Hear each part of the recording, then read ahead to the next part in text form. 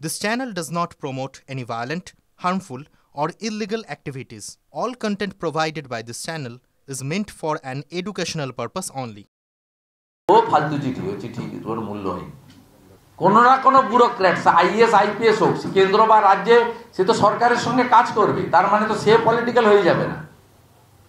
তাই এটা যা করেছে ভারত সরকার তার ক্ষমতা এবং আইন বুঝে করেছে, এবং ত্রিপাক্ষিক যে ডিসকাশন হবে তাতে নন কোঅপারেশন করেছে রাজ্য সরকার, সেই কারণেই ইন্টারলোকেটর দিতে বাধ্য হয়েছে।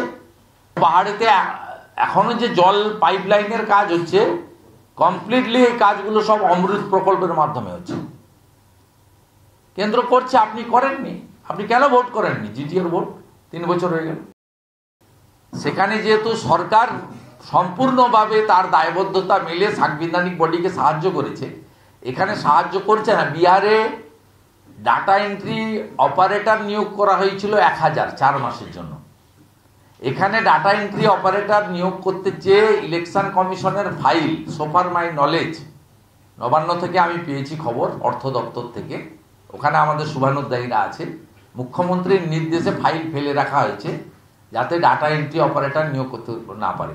এখানে আপনি বিরোধ করিয়ে চাইছেন যাতে ভুয়া ভোটার থেকে যায়। আপনি মমতা ব্যানার্জি নিশ্চিন্ত থাকুন, আইপ্যাক নিশ্চিন্ত থাকুন, ভাইপো বাবু নিশ্চিন্ত থাকুন,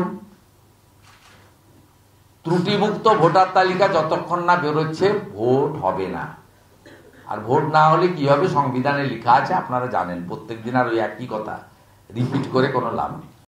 সিপিএম কংগ্রেসকে ম্যানেজ করে নিয়েছেন, ভারতীয় জনতা পার্টিকে ম্যানেজ করতে পারেননি, পারবেন না। মুকুল রায় গেছে, বাকিগুলো যাবে। দেবাশিস ধরের নমিনেশন কেটেছেন, একই গ্রাউন্ডে হাজি নুরুলেরও নমিনেশন বাতিল হবে।